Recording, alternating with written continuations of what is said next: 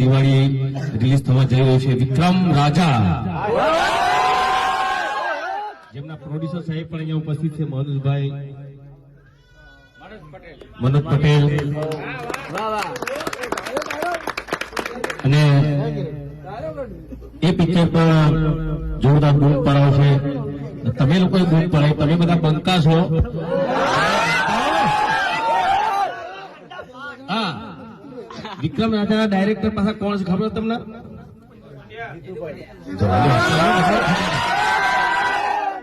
જેમણે એકચ્યુઅલી બહુ સારા comedy actor છે, સિંગર પણ છે, ડાન્સર પણ છે, જેને કેટલું વાદળી પણ બધું આવડે એના.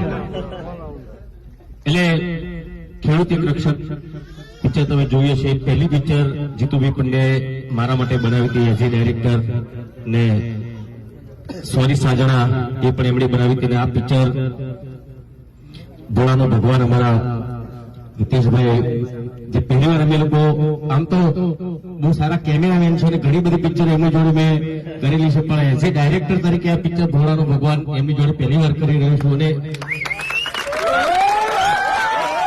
એટલા બધા ખુશ છે રાયત કવિ કે દરેક સિઝન મને જ આપી દો, પણ એવું ના મને સાહેબ, મારા બીજા બધા પ્રોડ્યુસર ડાયરેક્ટરો છે.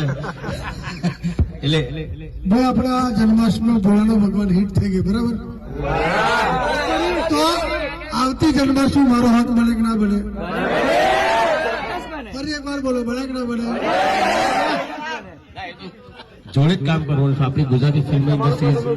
જો હું તમને એક વસ્તુ કહું, મારી પિક્ચર તો તમે હિટ કરો જ છો, સવાલ જ નહીં, પણ આપણે બધા ગુજરાતી છીએ તો આપણે ગુજરાતી પિક્ચરો, બીજી બી સારી સારી પિક્ચરો આવતી હોય છે, એને પણ તમે સફળતા અપાવો, એ પિક્ચરો પણ તમે જોવો. કેમ કે આપણી ગુજરાતી છે, ગુજરાતી સંસ્કૃતિને આગળ રાખવી, આગળ ચલાવવી હોય તો આપણે બધાએ ભેગા થઈને ગુજરાતી ફિલ્મોની પણ જોવી પડશે. જેમ કે મારી પિક્ચર તમે નહીં માનો, મને કીધું કે જેમ હિન્દી પિક્ચર બી બરાબર છે, તમે જોવો છો, પણ ગુજરાતી પિક્ચરને પણ એટલું જ તમે ન્યાય આપો, એટલું તમે સપોર્ટ કરો, એવું આશા રાખું છું. કેમ કે મારા માટે દરેકે ગુજરાતી કલાકાર હોય એ બધા જ મારા માટે મારા સુપરસ્ટાર છે.